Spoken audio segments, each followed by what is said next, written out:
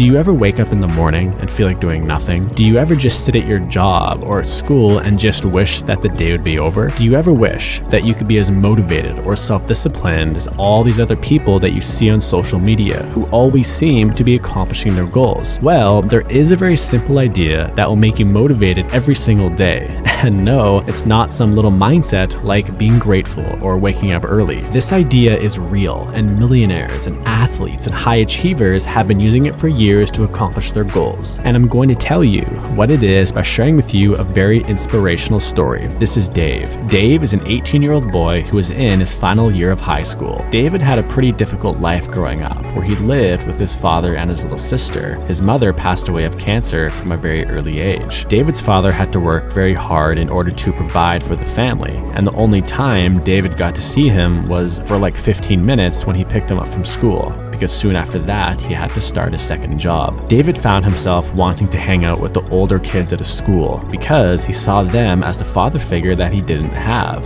but unfortunately they would pressure him to do bad things like steal candy or steal cigarettes, and they would encourage him to skip school and party with them instead. His life was slowly heading in the wrong direction. But one night, after David had been out at a party, he came home to see two police cars in his driveway. As David walked to his house, he noticed that the main window was broken. He walked inside and saw two policemen talking to his little sister, who was crying. "Are you David?" the policeman said.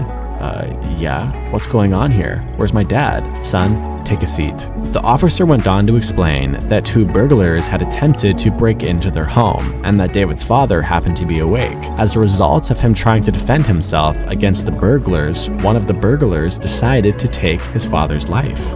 David was in complete disbelief. The policeman's words didn't seem real. They themselves didn't seem real. This was literally a nightmare. In a matter of hours, David had now become the man of the house, and he had no family to turn to, he had very little money, and he now had to figure out a way to take care of himself and his little sister. Otherwise, they would be homeless and hungry. David was forced to drop out of school, and he immediately took on a full-time job at the local mechanic shop, where he had been working part-time. He would be there all day and just clean the dirty car parts and sweep the dirty floors. After work, he would come home, buy his little sister some cheap food, and then help her with her homework. He then cleaned the house, paid the bills. He was doing everything that a normal parent would do. But after a few months, David started to run out of money, and he could barely afford to buy food. David tried getting a second job, but nobody really wanted to hire some kid who looked poor, who had little to no skills, and had no high school education. Things were beginning to get really dark for David.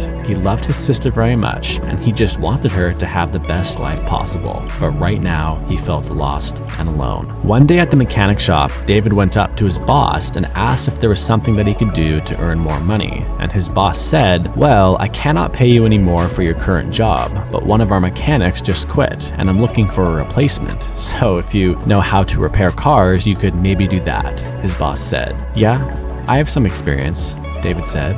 "Really? I was kind of kidding, to be honest. You've been working here for like 3 months and you were just telling me now that you know how to fix cars?" "Yeah, I don't know. I just thought that you didn't need a mechanic and I needed a job, so I was just doing my job," David said. "Huh, okay. Well, in 3 weeks, I'm putting 3 potential new mechanics through a test to see who can repair the same broken engine the quickest. And I don't see why you couldn't be the 4th mechanic. How does that sound?" "That sounds great. Thanks."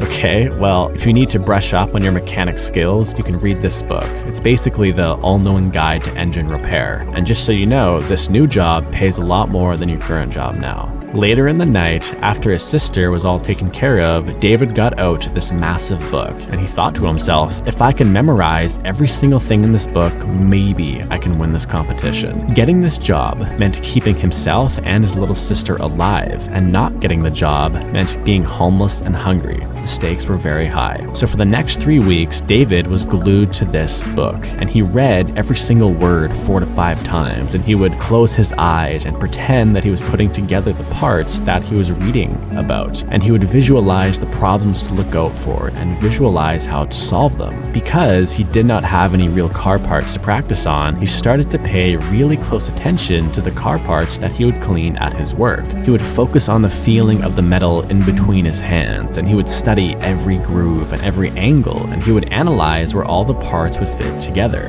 Whenever David felt tired or he felt like he couldn't work anymore, he would just look at the hollow cupboards in his house where there was almost no food, and he would feel the cold air crawl up his spine because he could not really afford heating. But more importantly, he would look at his hungry, confused, sad little sister, who still could not really comprehend that both her mother and her father were gone. A hardship like that is not meant for a child. David had no choice. For the next 3 weeks, he barely slept, barely ate, barely drank. All he did was work. Finally, the competition day had come. David walked into the store and he saw the 3 other mechanics who all had their own tools, their own towels, their own cars. They looked very professional. "Hey kid, how are you feeling?" the boss said. "Yeah, I'm okay. If you need to use my tools to fix the engine, I'll leave them here for you." Guys, in front of you there is an engine, but there is a problem with this engine, and all of you have the exact same problem. And the first person to fix the problem and start the engine will be hired for the new job here. Does this make sense? Everybody nodded with confidence while David's heart trembled. "Okay, I will be in my office. I will come out when I hear an engine start. Start working right now." The 3 other mechanics all started to work right away. David could hear the tools clanking against the cold hard metal of the engine, and he could hear the grunts of the other men, and he could see the sweat coming down from their face. But David just looked at his engine for a moment, simply studying it. He could still see the sections in his book that talked about the most common problems in an engine, so he just slowly and systematically worked his way down the mental list. In the corner of his eye, he noticed that his boss was staring at him. As he worked on the engine, images of his little sister popped into his head. He could still remember very clearly coming home and seeing the cop cars and seeing the shock and fear on his little sister's face. She was his motivation. After some time, David had fixed a few of the basic problems and even some of the more advanced problems, but for some reason, it still would not start, and he could not really figure out why. As his hand came up to his face to wipe the sweat off his head, he noticed that his hand was really dirty, like really dirty, to the point of it being a little bit strange. He looked at where his hand was laying on the engine, and he noticed that it was on something called the fuel filter. Then instantly, he remembered a headline in his book called "Why a Clogged Fuel Filter Will Ruin Your Car." The filter is clogged. That's it. That's why it's not starting, David thought to himself. He frantically started to clean the filter, going as fast as he could. He could even feel a smile growing on his face while he was doing it, because he knew that once he did this, that the car would start. Every time that his heart would beat, the smile on his face became a little bigger and bigger. He was about to do the impossible.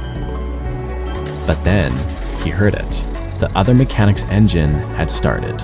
The boss came out, shook the other mechanic's hand, and said, "Well done. Come into my office and let's have a chat. David, could you please clean everything up here?" In 5 short seconds, David's heart had shattered into pieces. As he started to clean everything up, tears filled his eyes. All the work he put in and all the pain that he went through was all for nothing. What am I going to do now? How am I going to provide for my sister? What about the rent and the heating? What am I going to do for the winter? Thoughts like this were racing through David's head. A few hours later, after the winning mechanic had signed the contract to work there, the boss called David into the office. "So, I looked at your engine. You almost had it, eh? You just didn't clean the fuel filter in time." "Yeah." Being fast is a really important trait as a mechanic. People want their cars fixed quickly. "Yeah, I get that."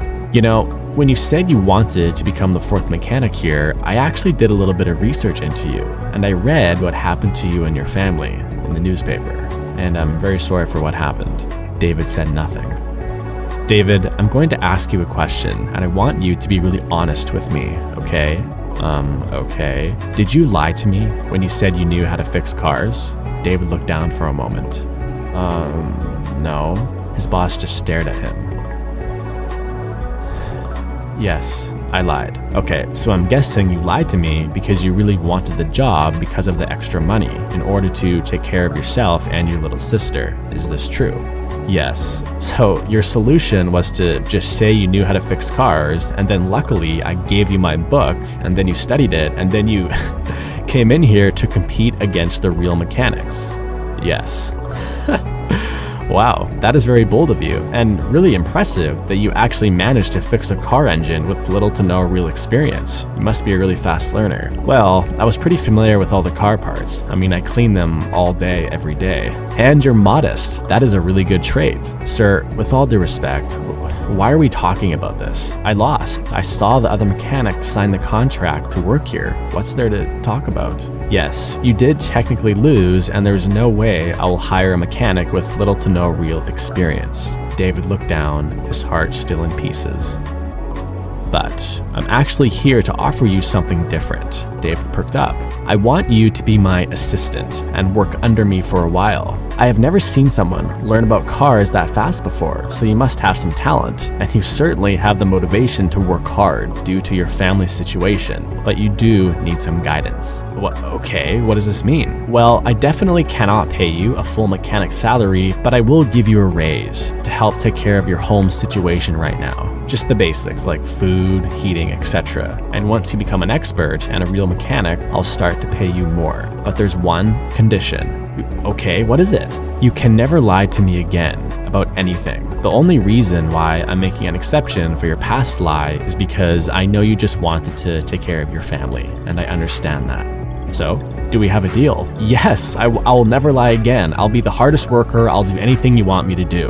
Okay, great. Well, show up every day at 6 a.m. and be ready to work really hard. And from that point on, David became obsessed with cars. Whenever he was not taking care of his sister, he would be reading books about cars. He would talk to other mechanics, go to car conventions. This was the thing that gave him and his little sister a real shot at life. After 6 months, David had become one of the head mechanics at the shop, outperforming all the senior mechanics. Then fast forward another 6 months, and he had become one of the most skilled mechanics in the city because he was so desperate and eager to learn more and more that nobody could keep up with him. In 1519, there was a man named Hernan Cortez who set out on a mission to take over an island with 500 of his men. When they got to the island, they faced other people who did not want them to be there. Cortez then ordered his men to burn the boats that they came in on, so there was no option to retreat. The only options were either to live or to die. Oftentimes, when it comes down to life or death situations, people discover an inner drive and new skills that they never knew they had. David was forced into a situation where he had to either sink or swim. He had to figure out a way to either provide for his family or to be homeless and hungry, which is pretty much like life or death. If you are watching this video and you have an inclination to start your own business or to have a certain type of body, you might have to implement this burn the boats concept. Burning the boats for you could be quitting your job, then figuring out a way to pay your bills on your own, or maybe it's moving out of your parents' house and then refusing to take financial assistance from your parents or your friends. Maybe it's giving your friend $5,000 and then saying to him, if I don't have a six-pack in 8 months, you can keep